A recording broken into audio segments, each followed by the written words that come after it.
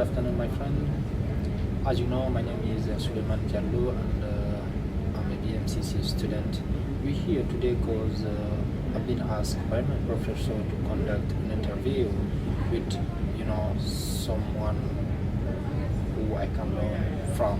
So basically, I chose you to talk with you about your culture, about your country, everything. So before we get started, I'd like you to introduce yourself.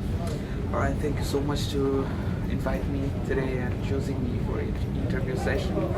As you know, my name is Yusuf Ali and I'm from Bangladesh right now. I'm also a CUNY student, which is in BMCC, and also we share English 101 class, so it's been a great opportunity for being here, and thank you once again for choosing me. How long you've been living here in America? Like, I came here in 2019 October. So from there, yeah, it's almost 2.5 years. Okay. And yes, I'm doing pretty good, I think. Okay, wonderful. Now, yeah. So how are you enjoying living here? Enjoying means as you know, English is not my first language. So Yes. when I came here in the first place in 2019, I was very afraid because as the native speaker who are born here, who grew up here, and all the cultures are different from my country. Okay. Even though I learned English, but the accent and everything is very different. Yes. Because we know the mixed English, which is not acceptable here.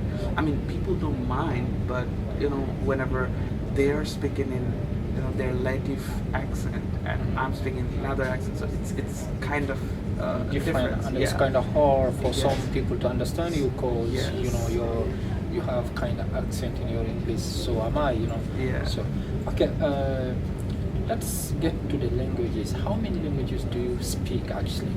So right now I speak 1, 2, 3, 4, 5 languages at this Wonderful. moment.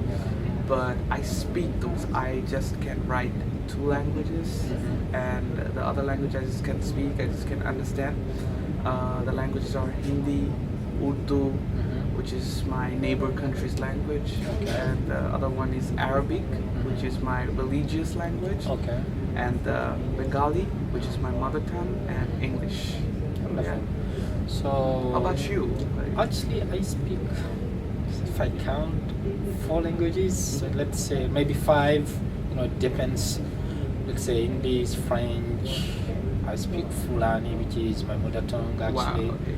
And there's a tribe language in my country that we call Susu. I also speak Susu. And Arabic, I read Arabic. When somebody to speak in Arabic, I can understand him, and I can also write in Arabic. But when it comes to talking times to times, I lose a lot of words. Okay, so as you say, you were colonized by French. We were also colonized by different, empires or countries. Okay. And England, Yes. they colonized us for 200 years. So after that, when we when they left, they just break our country in 2 parts based on the religion. The part, they divided our country in 2 parts. One of the country was India, and the other one was Pakistan. So Pakistanis were mostly Muslims, and the Indians are most like Hindus. Okay. And then, based on the as you say, you say the French, right? And you say multiple languages. So based on the language, the Pakistan became part, in 2 parts. Okay. One of them became Bangladesh, which is my country, and Bangladesh's independence. We got the independence based on the language Bangla. Okay. That's why we call our country Bangladesh. The West Pakistanis used to speak Urdu. Urdu. So One day, one of the leaders came in our country, and in our university, they just said Urdu will be the only language the Pakistani people are gonna speak in, and most of our people just started protesting, no, because Bengali is our mother tongue. We're gonna speak in Bangla, and Bangla gonna be the second, the national language. Okay. And then they said no, it can't be. Yeah, I was Yeah. going to get there because as you know, as a man who is from in a colonized country, Yes. which is Guinea, we speak French because of friends. Yes. So I was thinking that you guys would speak English Yeah. because you have been colonized by England. England, and then we also understand Hindi and Urdu because we were the part of India Mhm. and we were the part of Pakistan. Okay. So it's from our forefather, like they used to speak like that, and yeah. You know, in your country, you know, for example, me growing up in my country, I used to sell stuff on the street. I don't know if like kids sell stuff on the street like my country, because I used to sell teeth brush, paste, Yes. hair brush, a lot of stuff, candy, all those Basic stuff. freelancing stuff. Exactly. As a Yeah. kid, I used to do all those stuff, on the street. And I wasn't the only kid who was doing this kind of stuff. A lot of other kids, thousands of kids, were doing the same thing as me. Why? Because maybe at certain point the economy is kind of fucked up, because I didn't see, no, actually I did see that in America, a kid, selling some stuff on the street. I see that in Brooklyn, but it's not like it is in my I know country. what So you mean, I would yeah. like to know if it is the same thing, if you have ever done that kind of stuff as a I kid. mean, it's like as a kid, I didn't do that kind of stuff, but like when it's Ramadan, that Mhm. one particular month, you sell all kind of the cards, the stickers, Yes. everything, what contains that, Mhm. like if you wanna wish someone for the Ramadan, like you just sell the cards on the street. Okay. I used to hang a lot of cards, like different cards, like music cards, and I wish you very happy Ramadan type of cards, Mhm, and mhm. people used to come and buy those. I remember that was when I was a very child, maybe 6th grade or 7th grade. But like as a side job, my father used to own more than 200 birds in our rooftop. Okay.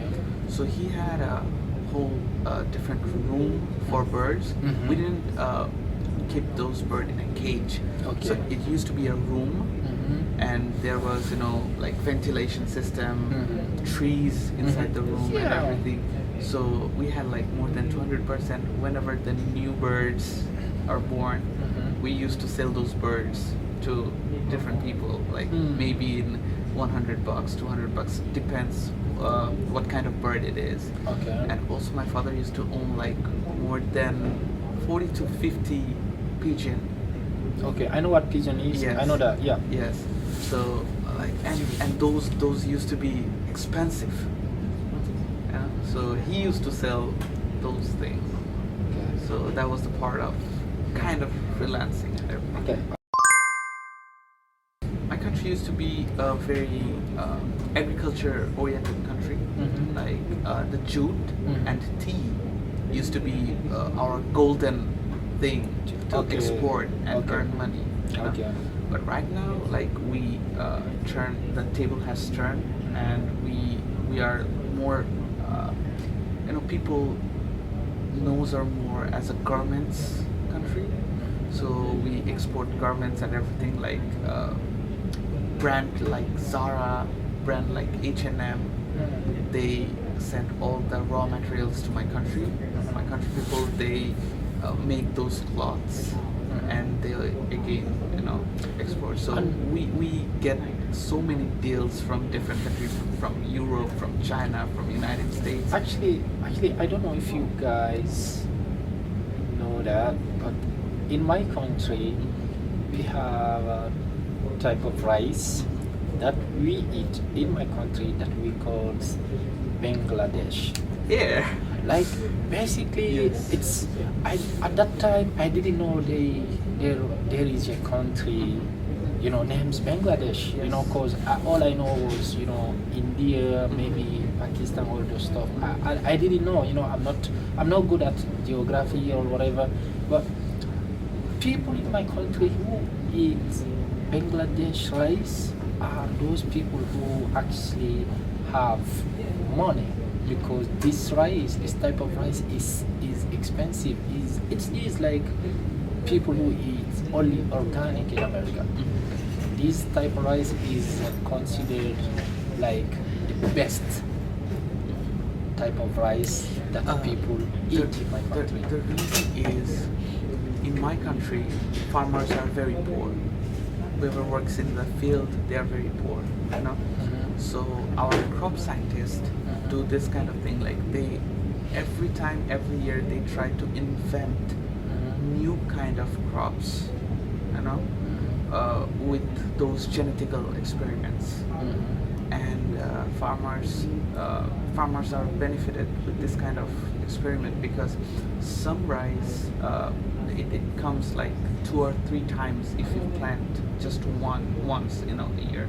Okay. So we reduce the production cost, and we can get more crops out of it. Yeah. Yeah. So that's when we export this kind of crops and everything to other countries, and yeah, we are benefited out of this. So Okay. it's just for the farmers, but nowadays it's for a global reason. Okay. How about your parents? How long they've been living here in America? At the same time. You all Yeah, came at the same we all time? came at the same time. We are more like immigrants. Okay.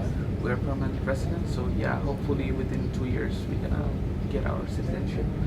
But the thing is, they're old, so they don't know English, and they refuse to learn English.